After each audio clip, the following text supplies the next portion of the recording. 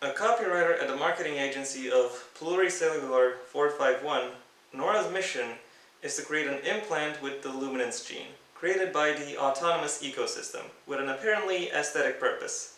As new information about the implant and its effects are revealed, cast against the background of societal divisions between Luxels and non-Luxels, the young woman is confronted by the darkness within her and of those around her. A darkness caused by the abuses in her childhood and in her relationships. Her love of Elora, her friendship with Krill and Caramel, and the relations she has with her pets, as well as her traumas, sufferings, and the cruelty within her life. Will Nora be able to find her place, her freedom, and her voice in the world on the brink of a new era? Oh, hello there. Welcome once again to the Heir's Lair. I'm your host, Jonathan Taylor. Today's video is once again a review, and it is once again a look into another authorial debut. The authorial debut in question being The Children of the Ecosystem, a queer ecological dystopia by Ilinca Mănescu. This is not the first time I've talked about a Romanian language book on this on this channel, and I realize it might garner less attention than my usual fare, but screw it. I like this book, and I want to talk about what made me like it.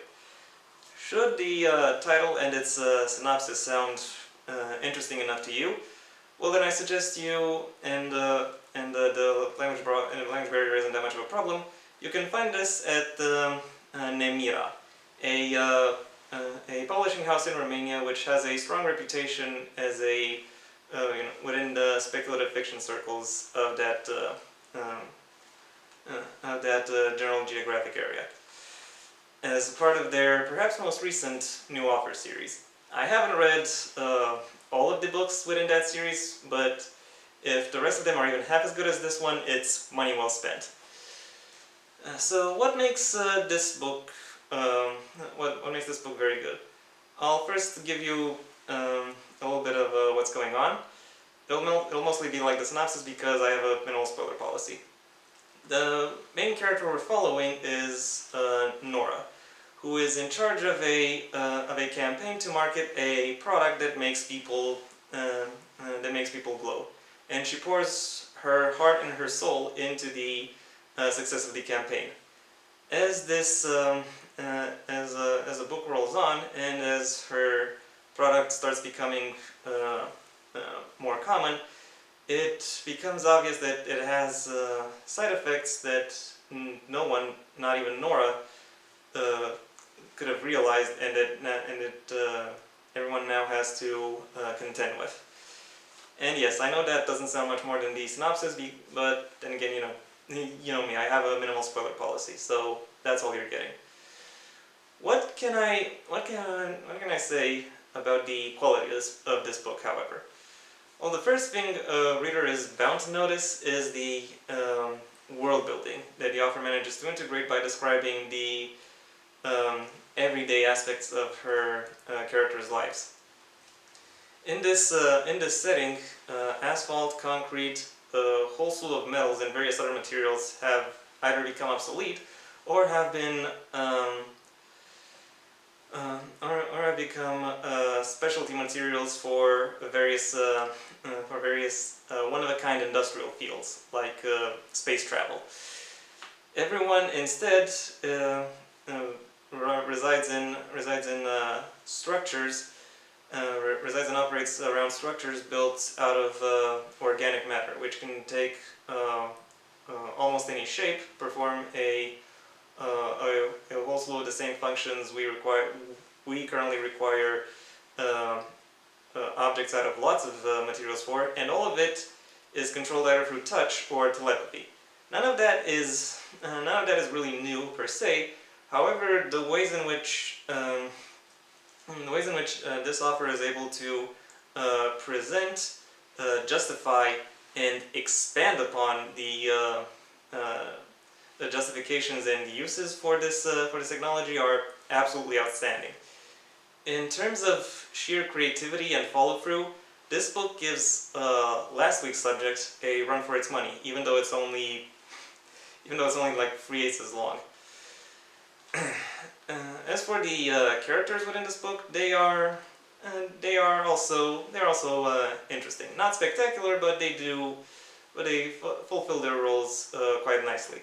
It would have been very easy for the author to just fill in the world with some exposition machines who just reveal whatever the story or whatever an audience would need to know in order to figure out what's going on throughout the story, and then just have them leave it forever.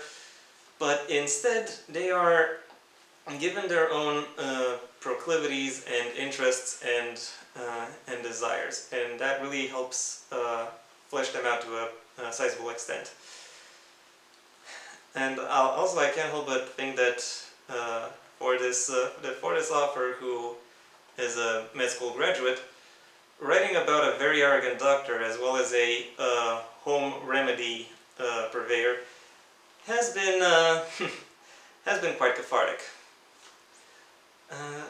Some of you might be thinking that this cast of characters sounds pretty simplistic, but let me assure you that the overall characterization of this book more than makes up for any apparent simplicity by the sheer amount of depth that Nora, the main character, is offered. We only really see her starting in the ending phases of this marketing campaign she was in charge of, but there are various flashbacks throughout the book to important moments within her life. Moments which paint a very vivid and very graphic description of who, and three-dimensional description of who Nora is, what her backstory is, where her motivations lie, and what exactly it is that drives her and that piques her interests. 80% of this book is spent in the childlike, stunted perspective that she herself occupies.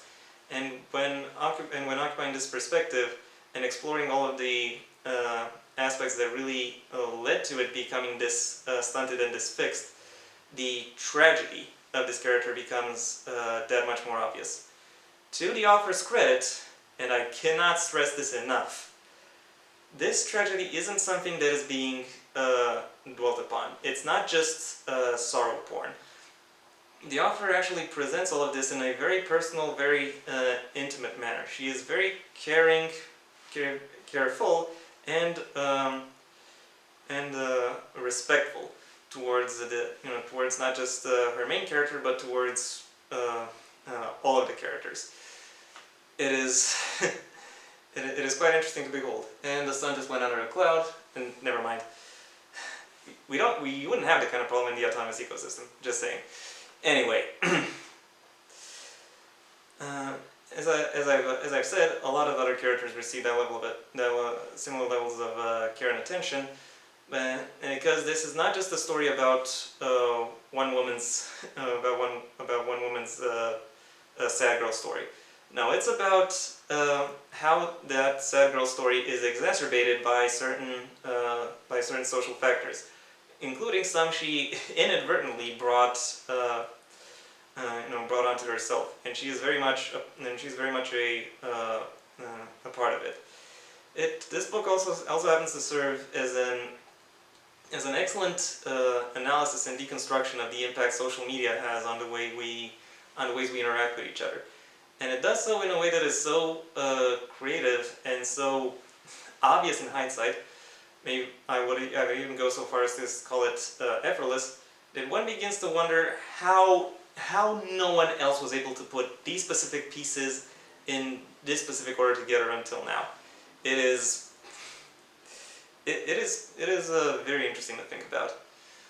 Overall, Ilinca Mănescu's debut is a brave, tragic, creative, and powerful statement about the state of the world and the ways people within it interact with each other. One which is sure to shine brightly, in the hearts and minds of all of its readers. My final rating for The Children of the Ecosystem is a 5 out of 5. And that was my review. Thank you for your attention. If you enjoyed it, then please leave a like and maybe even share it wherever you think other people will like it as well. If you have anything you'd like to add to any part of this video, the comment section awaits your input. And if you want to see when my next video gets released, well then please subscribe. Ideally also ring the bell or do whatever else YouTube will ask of you in order to keep you notified. My own debut, Heir to the Empire: The Next Generation, is available at most major book retailers under a master link in the description down below. Right past my social media, which I also suggest you check out should you feel so inclined. Until next time, I am Jonathan Taylor, and this has been the Heir's Lair.